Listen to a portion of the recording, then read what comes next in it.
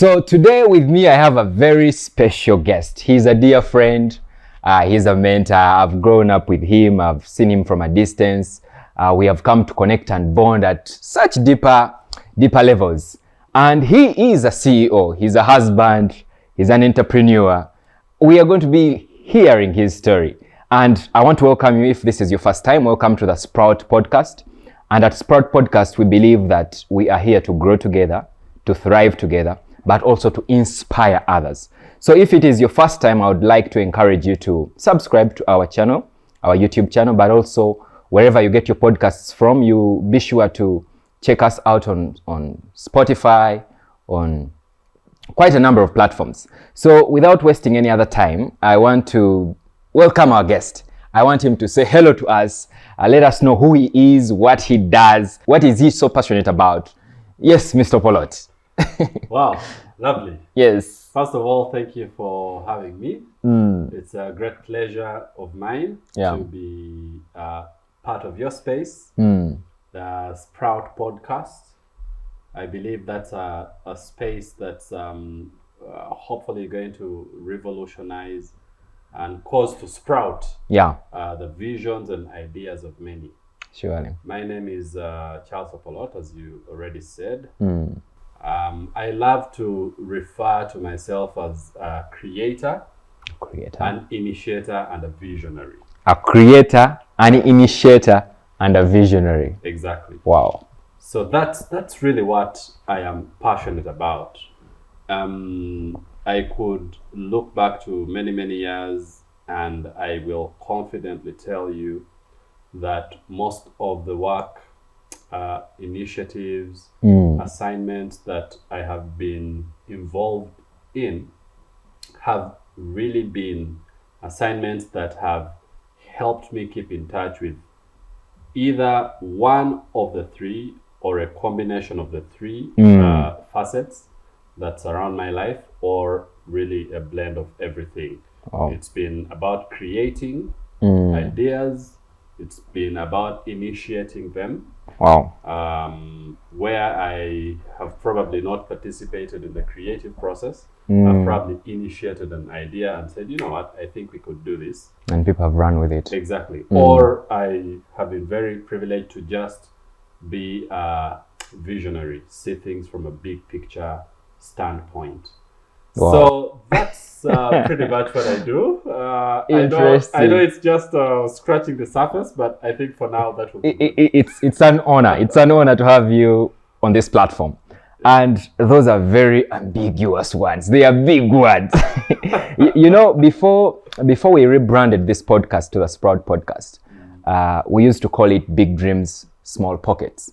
And the idea behind that name was that sometimes we are so ambitious. We dream big and bigger. And many times our pockets are quite a limitation. I would like to believe before you've reached that level where you've put an identity to yourself, knowing that this is who I am. I am Charles Opolot. I am a creator. I am a visionary. I am an initiator. At what point in your life do you think that identity took shape, where you felt confident to describe yourself as those three, under those three parameters? Is that something that came naturally? Do you have people that helped you identify that? Just elaborate a little bit on that. Wow, that's a very interesting question. But to be fair, I think it's really been an ongoing journey for me.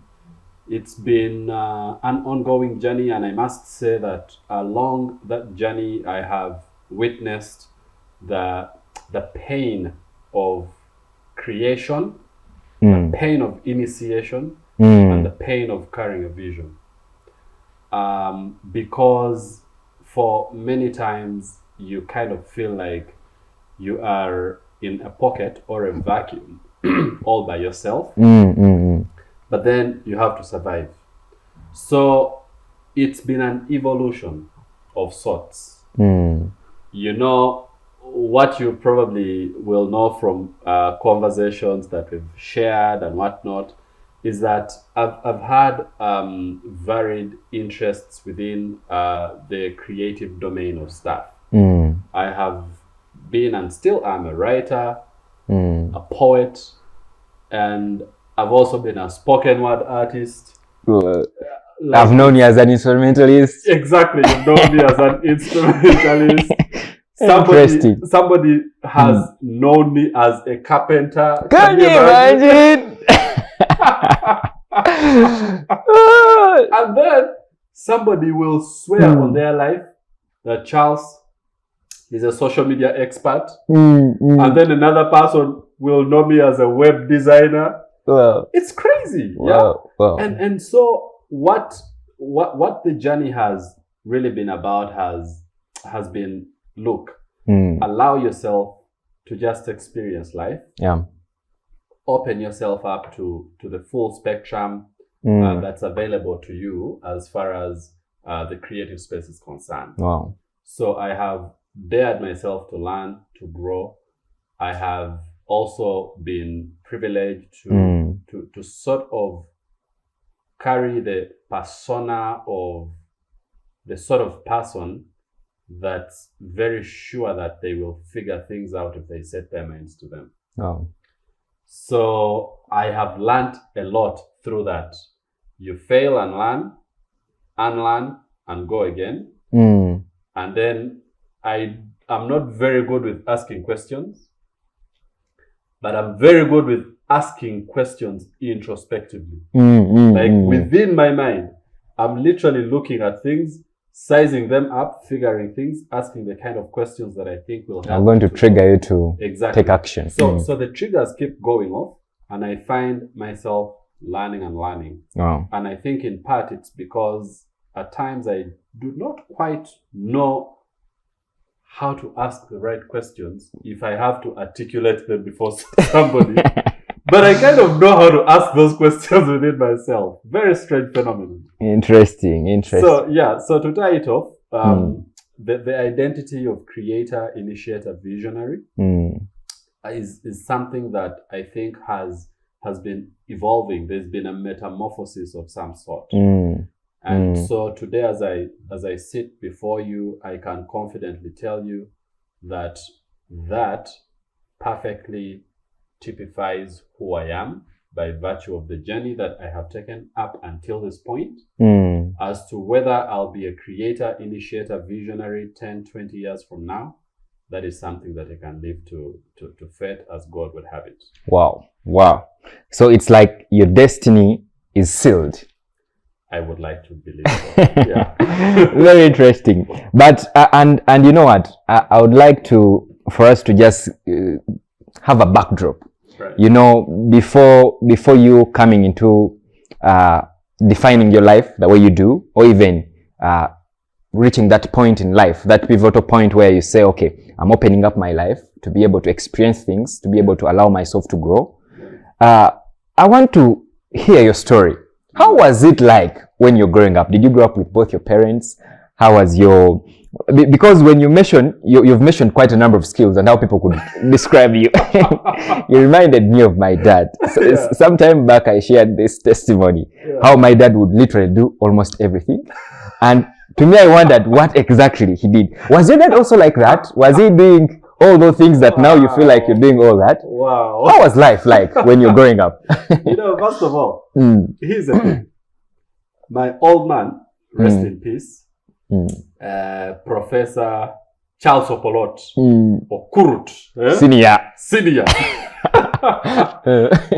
My father, interestingly, it's only now that I've kind of come full circle in trying to understand the kind of person my father was.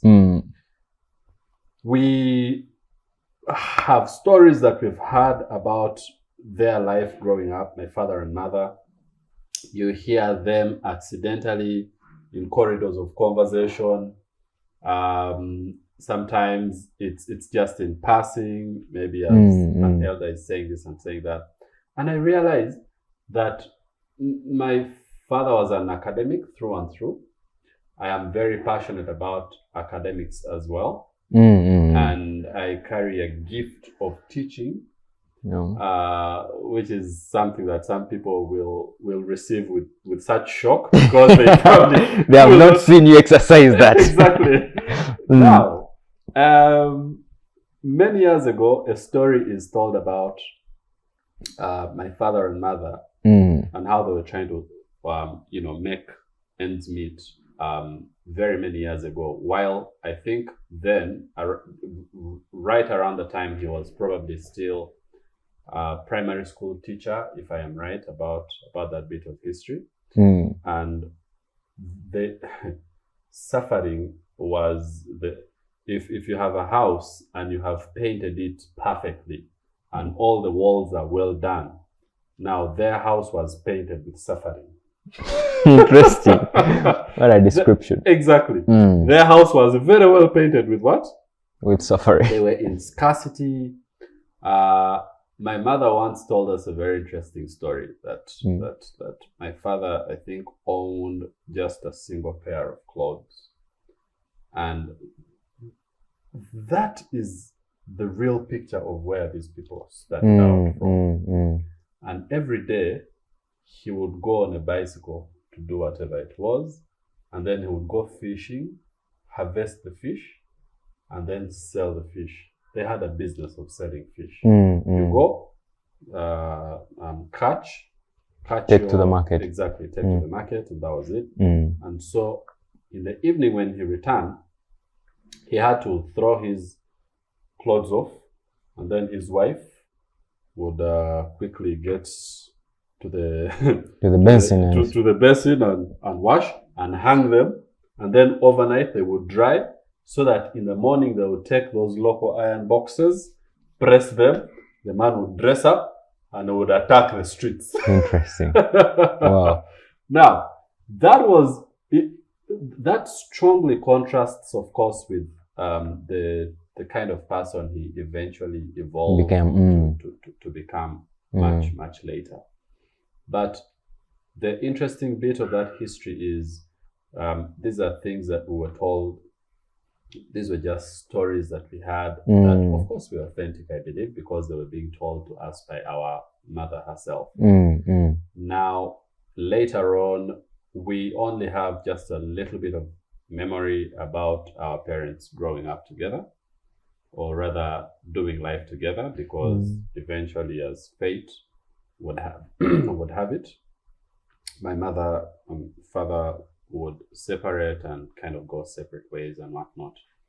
So life as a family is something I remember in bits and pieces. And then life with parents living separately is something that then would later occupy the greater part of my memory growing up as a child and in fact eventually becoming an adult.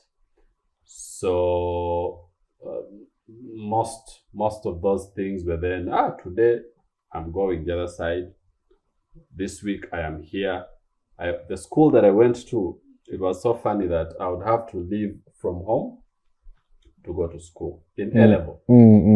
Now, when I would migrate to where my mother lived, you call it migration. Exactly. Then I would have to walk a slightly longer distance because my mother was a little farther away from the school that I went to. Ironically, I preferred it there. No. So, but to the point of who I eventually became, I had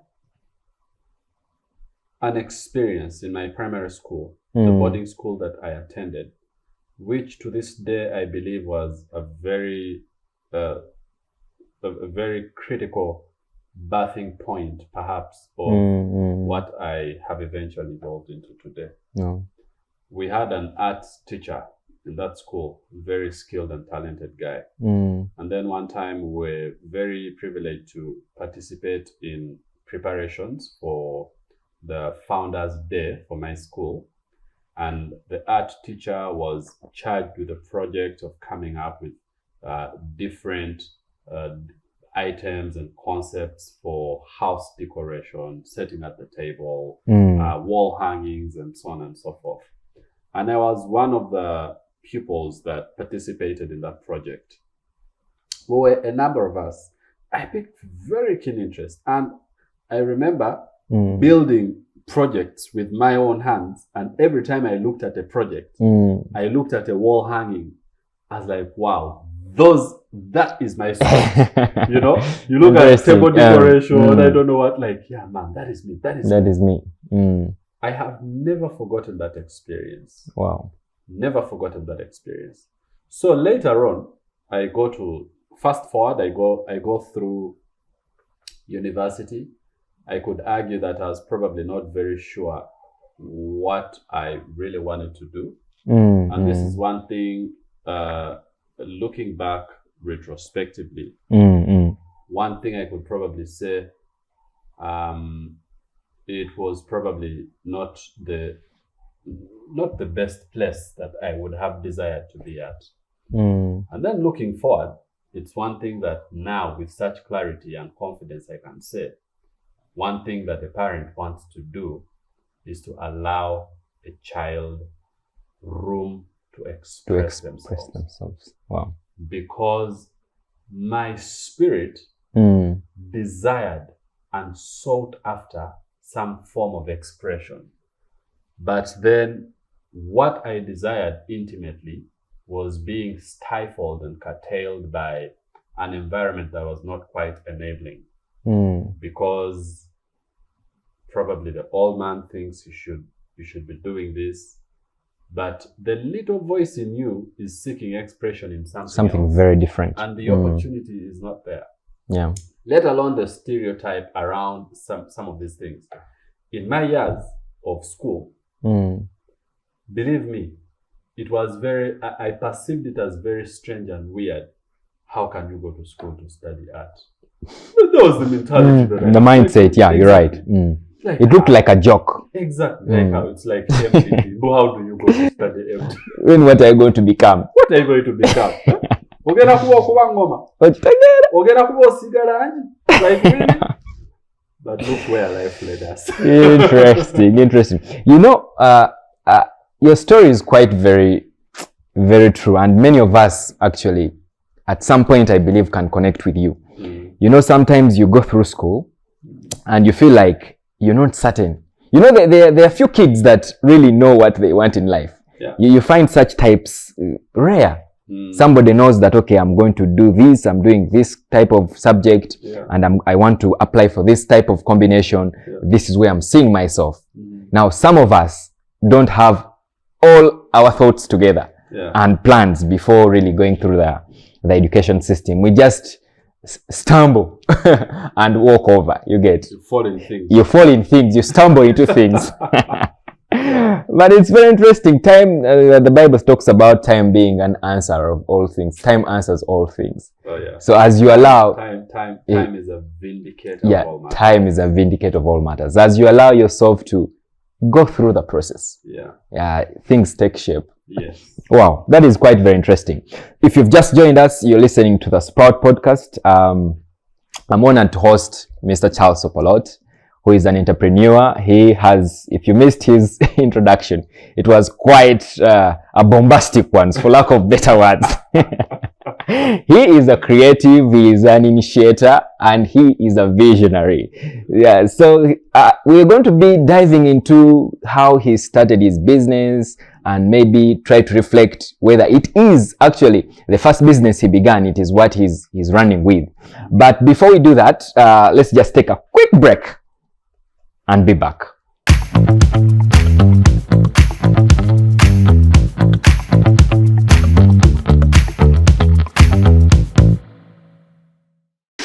Interesting.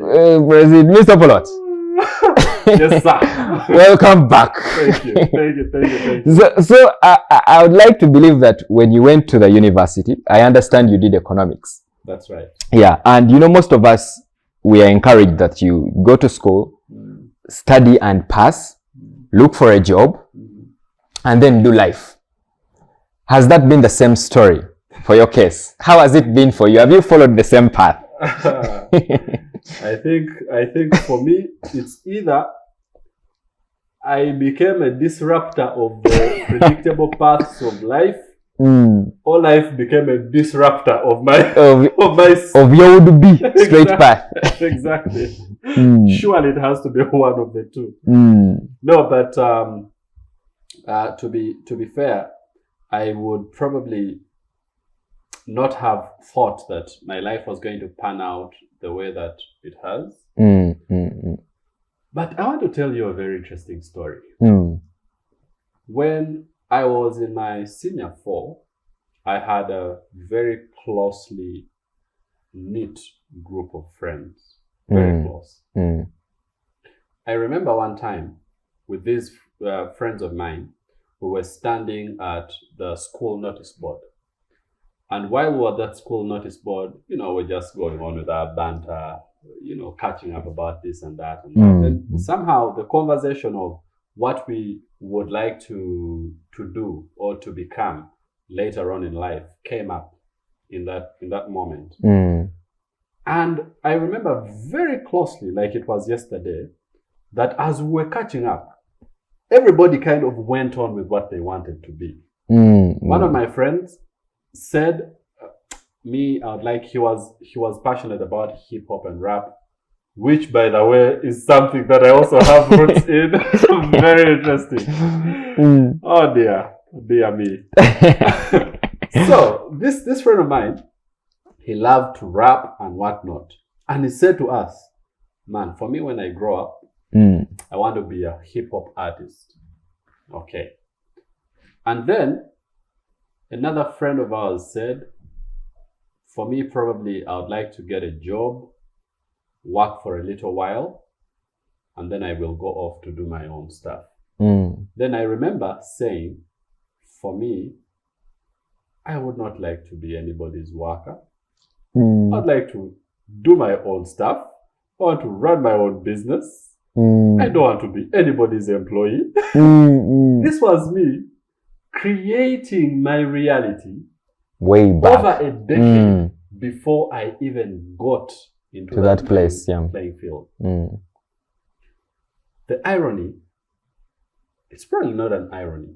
The shocking bit of it is, each one of these guys that I was standing at that notice board with, they became exactly what they said, they pronounced in that conversation.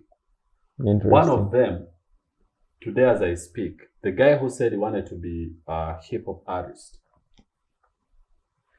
he rose to the point of hip hop influence in Western Uganda that he became a household name in the whole of Western Uganda. Interesting. Like that guy, that he's the most thorough and grounded hip hop artist that I know. Wow. We used to have conversations those years when the Pearl of Africa Music Awards had just been launched. I remember, I think it was 2003 or so. There was a certain hip hop artist who was nominated, and I was the only person that knew the hip hop artist. Like, that's how crazy it was. And these friends of mine didn't know. They'd never heard about the guy. There's an artist. I think he's called Lyrical G. He's now a legend, really. Nobody knew about him, and I told them, I know this guy, and I'm sure he's going to win these awards. They thought I was bluffing. When the awards came through, he was on top of the list. The guy won, and there was other artists like Navio. There was Lumix. There's a guy who passed away called Lumix. So I was deeply entrenched in hip hop as an art form. Very strange. Interesting. Anyway, so some of those things are the facets that sort of began to define what I would eventually become. I spoke that at that point. I didn't know that I was going to wind up that way as self-employed. I have tried employment before. I'll tell you, the only reason I did was because I was suffering after a project I was doing had collapsed, and I felt I needed a lifeline. So this is how I ended up into that space into of employment. employment. And I worked that job for 8 months. By the second month, I wanted to quit. Like, I was just not cut out for it. So after 8 months, I said, I'm done. I quit. And then I went, took a little leave for a few months, I think about 1 or 2 months. And then somebody else got me a gig to do PR work for another organization. 1 month, I knew it was enough. I was not 1 month. Interesting. I want to just pose a very quick question right there. Yeah. You see, sometimes people go to jobs they don't like, but they spend years, year after year. They keep whining, they keep complaining, they pass time. At the end of the day, just waiting for the paycheck. That at least the month is around the corner. Let's hold in there a little bit. What are some of the indicators that maybe would help somebody out there? Some of the indicators that probably could suggest that maybe you're not cut out for the employment space. Maybe you are an entrepreneur. Maybe you are somebody who could be able to start things, to initiate things, and see how to see them through. Wow, that's a great question. Here's the thing, real quick. One, there are different types of people. Let me call them personas, right? And each persona has got a particular disposition to them. Sometimes we ignore or we don't pay attention to the disposition that your persona carries. As a result, you're busy trying to climb a tree because you're admiring the craft and skill of the monkey, and yet you are an elephant. You can't. That is supposed to be grazing doing something very different. Yeah, exactly. You're supposed to be operating in a different domain. And as a result, I've learned a few things. I've observed a few things. That one, there are people who are initiators. By default, they can initiate. There are people who are carriers. They do not know how to initiate, but ask them to carry. They'll carry. They will carry until the word carrying changes meaning.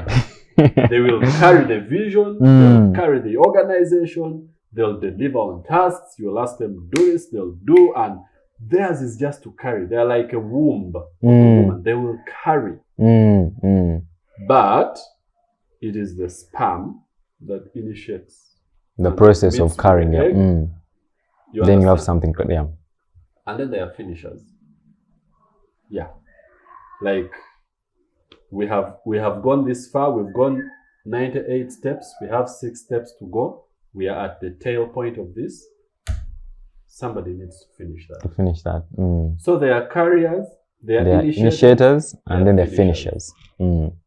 I believe it's my considered view that carriers are probably a very sweet spot for people that want to be in employment.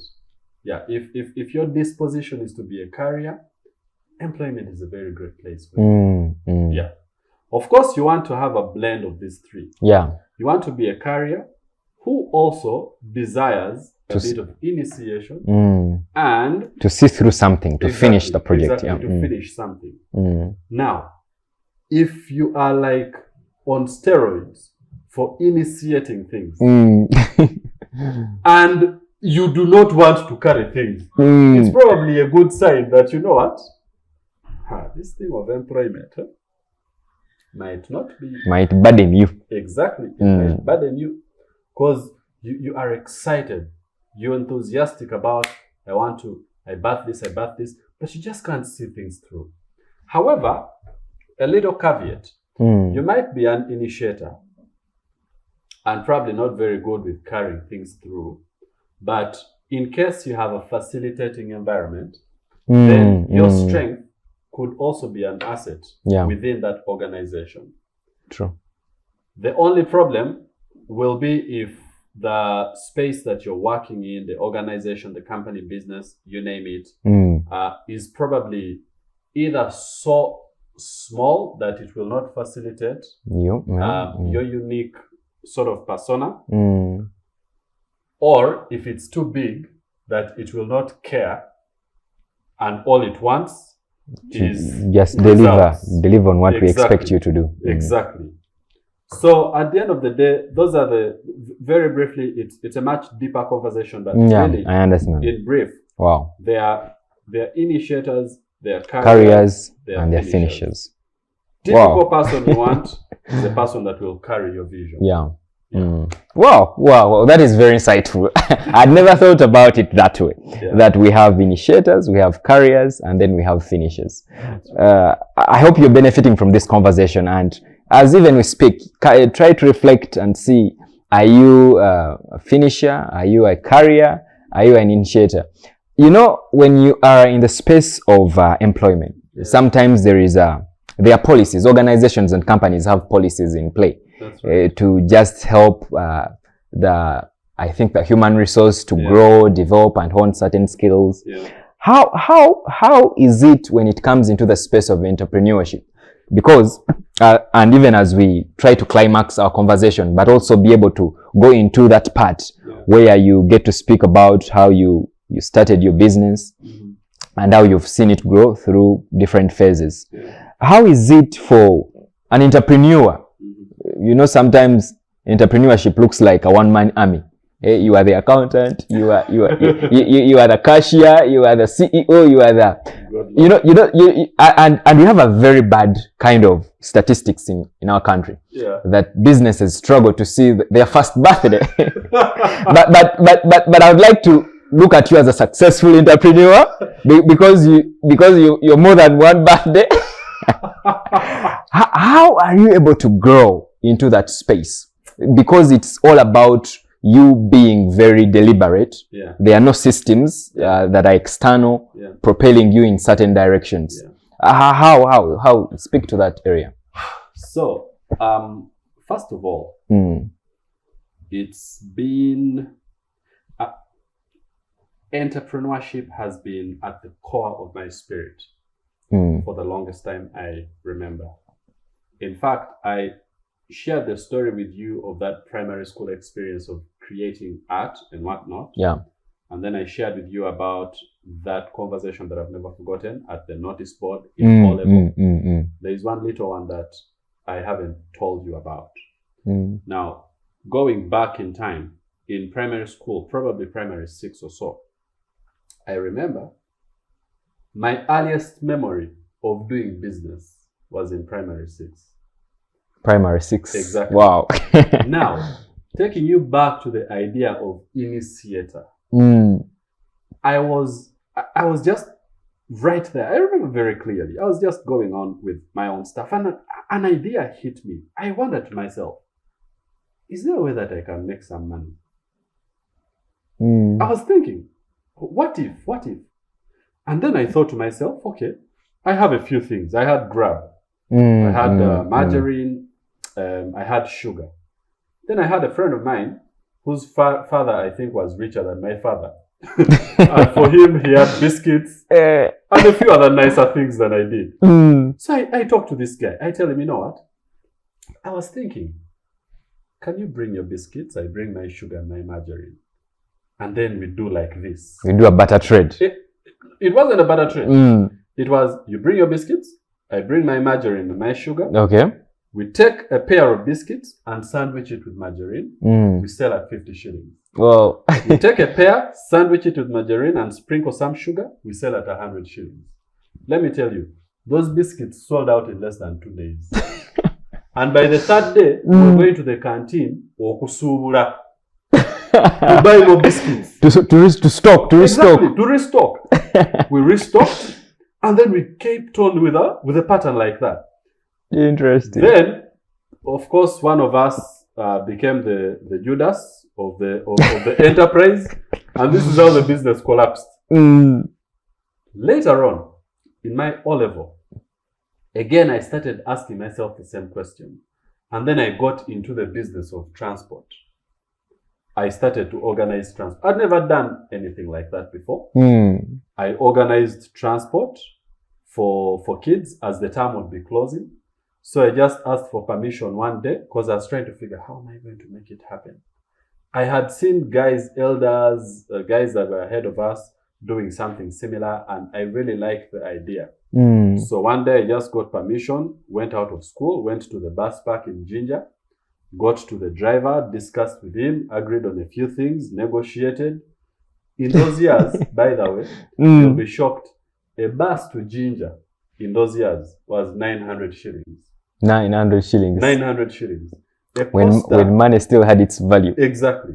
A Costa to Ginger was 1,500. Interesting. A taxi was 2,000 shillings. To Ginger. Those years, to Ginger. So I negotiated, long story short, I was able to make a minimum of 1,000 shillings from each student that I transported. Wow. And then I arrive home and I have my stack of cash. I'm like, yeah, that looks good. Anyway, so to the question, I think you were asking, how did I really begin? So for me, looking back, those were some of the telltale signs that probably there was something I had been cut out for. Yeah. And because my beginning itself was quite a bit of an evolution, because the real point that I kind of started interacting with entrepreneurship much later, forgetting about the experience of secondary school and primary school, was in my senior 6 vacation, when I got into a chapati business. My sister, who was abroad then, lent me money. And I think it was about 150,000. Yeah, I did the mathematics for her. I told her, if you can just, 150K. So she sent the money, very excited. I took the money and went and bought the equipment that I needed. And I started the chapati business. And then before I knew it, I got distracted and got into an organization that I started with a group of friends. So I've started a chapati business. You have an now organization? I'm running into an organization for supporting street children. What kind of, no, what sort of support what drama is that? What drama is that? Now, while I was doing this, the other was doing. The chapati business suffered before long as a result, and then I focused on the organization. Then the organization suffered, and then I sat and I said, now what am I going to do? And then my sister, who had bankrolled my chapati business, returns in the country, and she was wondering what she could do. She had a little bit of money. Yeah. And then I told her, you know what? We could actually start a business. So in my senior 6 vacation, in that whole mix, I now became the brain behind the business that my sister funded, and I implemented 100%. Oh. Literally the budgeting, the shopping for the things and whatnot. We started a stationery business in my senior 6 vacation. I looked for the space somewhere in Wandegear, rented the space, looked for the carpenter who made everything, literally everything. You gave your soul for it. Exactly. So my sister and I started the business, and then I started learning how to type. Today, if you gave me a document to type, I will probably run through it in seconds, because it now just became a part of me. Yeah. I learned how to type, how to photocopy, how to word, and so on and so forth. That was in senior 6 vacation. Then that business suffered a hit, and somehow it closed.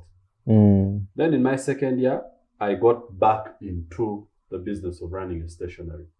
This time only that it was now me. No attachments to anyone. So I get into the business, and again, I borrowed money, 250,000, from the father of a certain friend of mine. How bold was I? I went to the man and sold him the vision. I told him, ABCD, he lent me his money. Wow. And that was the money that I took and paid for rent for a certain shop in Chikumi. I was paying 80,000 per month.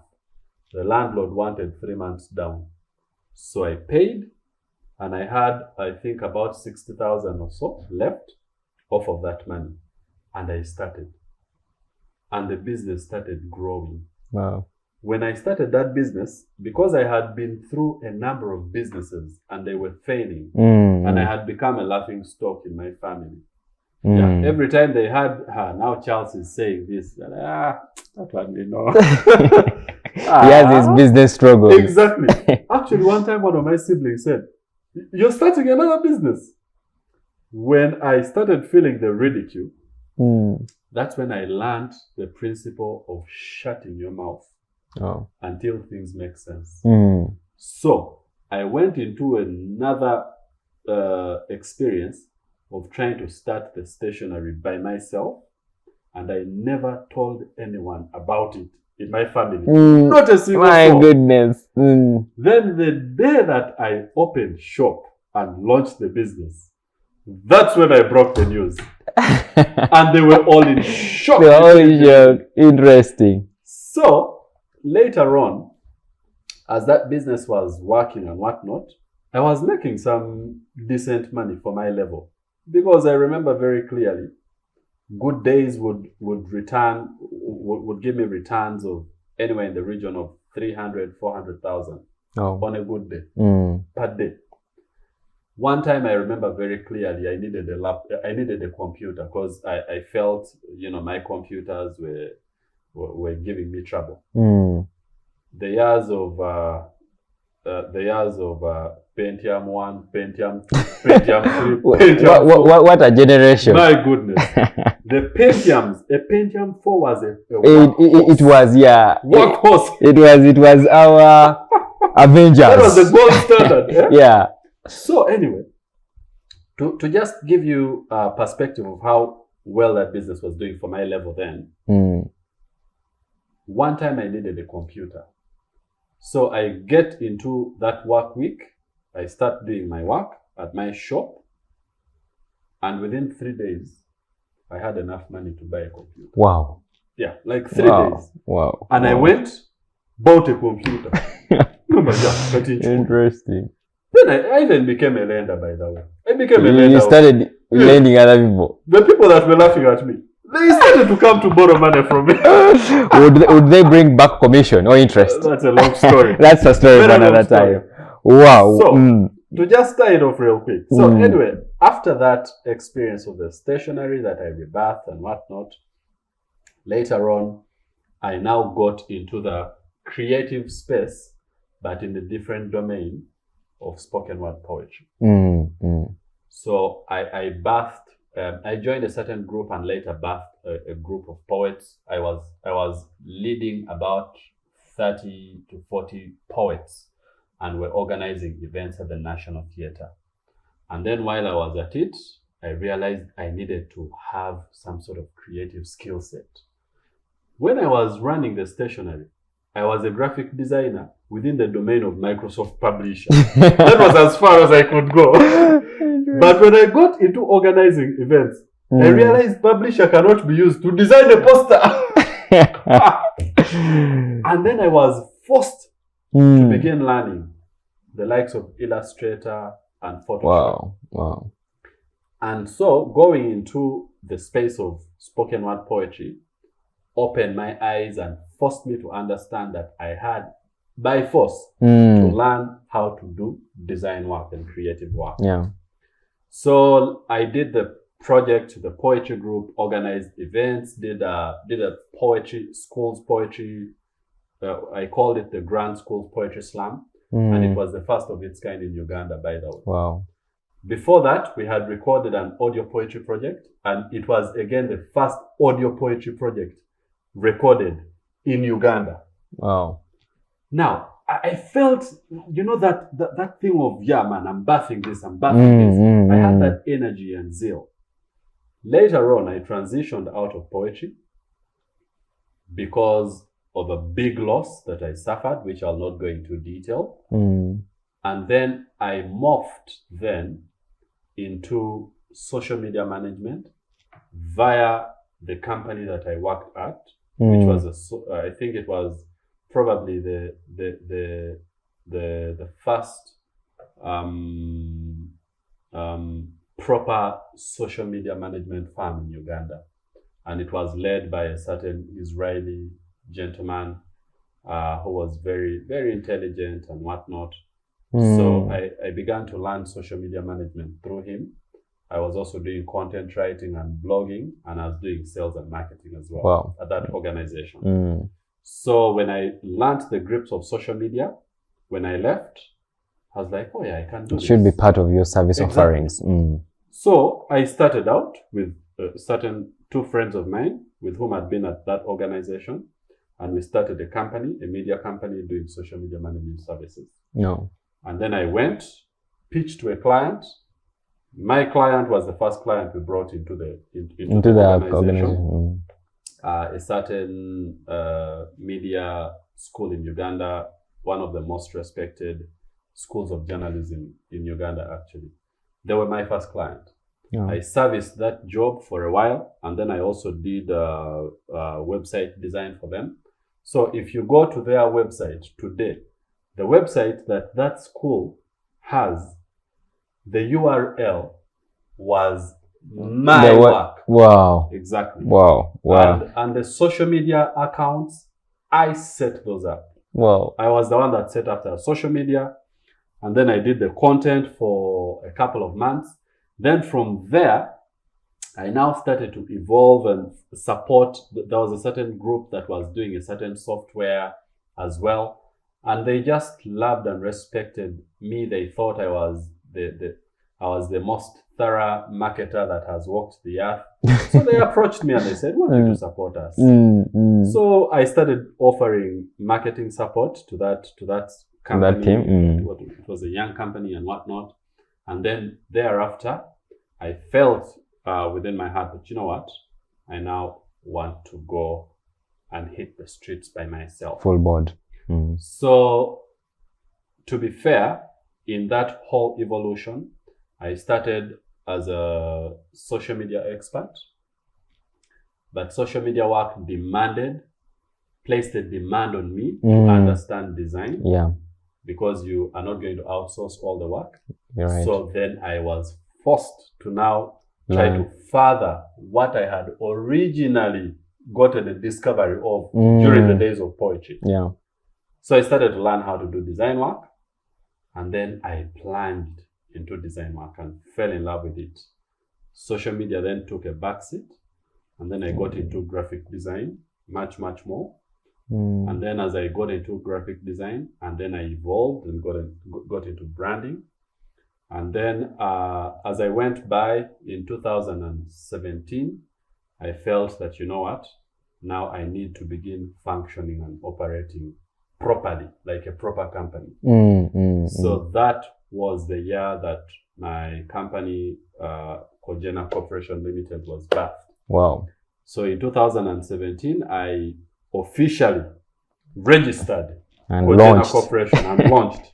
And then a year later, I said to myself, but why not? I went and rented office space, which was incidentally the same year I got married. What kind of suicide was I trying to tread on? Building two brides at the same time. At the same time. So Kojena was birthed in 2017. 2018, I rented office space, and then took the first bit of money that I had, traveled to Nairobi, and bought a heat press, bought an Epson printer. What else did I buy? And then I paid a very useless carpenter in Kampala here to come and furnish the office I'd rented. And he took my painful money. Then I bought a dead body for a printer. Like, those were the experiences. I understand. But by then you didn't think of deploying your carpentry skills? No. I was not yet confident enough. So what followed after that, I got the office and whatnot, and then I started. I was doing a bit of branding work, graphic design. One thing that I must say is that even before I learned how to fluently use the graphic design tools, I had an eye for quality. For good work, yeah. I could see, I had the ability to look at a design and just strip it down. But I never knew how to use the tools to do. So I think that was a very great benefit for me, because then when I started learning the ropes of it, it was not a very steep, because I sort of had the mind to imagine and envision what I wanted to create. Oh. Much later, of course, Kojena has started. I get in there. I receive the baptism of fire. Things are not very straightforward, but I had lined. Then COVID came and it almost swept us away, but we survived and got through the COVID years rather. And when I got through COVID, then I left the place that I was renting, relocated home for 6 months as I was trying to just observe and breathe a little bit, because it was crazy. It was too much, yeah. So coming out of leave for 6 months while working from home, I then God led us to a space that my office is at now, and we got that space, much better space for a number of reasons. A little bit smaller than where we were, but more strategic. Yeah, it's also more expensive than where we were, but you know. Yeah. Then later on, again through the experiences of failure, trials, trying to make things work, things looking like they have capsized on you and whatnot, I received a very interesting idea again from the Holy Spirit, I believe, to birth another company.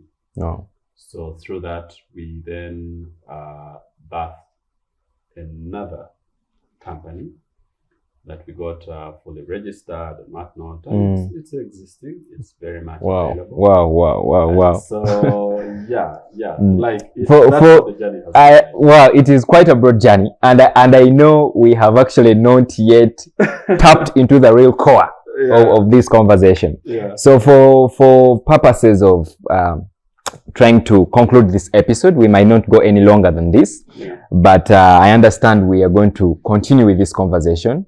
So we are going to break today's podcast right here. We're not going to continue any further, but there are quite very interesting things that Mr. Opolot has touched on. And some of those things I know you want to really be able to hear more details about, even ask questions. What I want to let you know, you who's listening to us, we have an online community.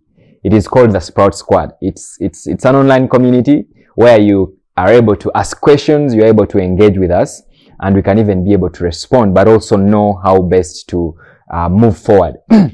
So, Mr. Opolot, thank you so much for such great detail, and what a journey. What a journey. I know in our next episode, we are going to really look into the birthing of Kojena. We shall, I think, start right from there, because we want to see how faith, how passion and resilience interplay within the growing of your brand, and how you've been able to overcome obstacles. What are some of the challenges that you've gone through? You'll be able to elaborate on some of those setbacks, I think, right from COVID period. And you'll tell us some of the secrets that have really pushed you and kept you going, even when sometimes there's a lot of negative energy around us. You know, sometimes when we are negatively attacked or we get words that discourage us, some of us give up. But you've been resilient enough to hang in right there and not only just start just one company, but also be able to even see another. Wow, what a journey. I don't know if you have any parting remarks or shorts, because I know we still have you here. So you could just say to our viewers out there, and then until next time, we shall be able to reconnect. Is there anything else you want to, before we call it a day? So it's been a great honor. Thank you for having me on the Sprout podcast. That's a great name, by the way. Sprout podcast. Yeah, we are here to grow together, thrive, and inspire others. And so, one thing that I love to live by is the fact that you do not owe anyone an apology for being ruthless and for being dominant, especially in your mind. Wow. As far as what you want to achieve. Wow. Powerful. Yeah. That's quite powerful. And so once you understand that the world and all that it has to offer is there for the taking, especially if you have the faith and confidence that it's well within your range, then you will go after it ruthlessly. Wow. Wow. So if there's anything I can say, what a parting shot. What a parting shot. I'll not prolong this any further. Let's go be ruthless. Let's not let anyone dictate or mislead us to give up on what really God has called us to do. Until next time, see you then.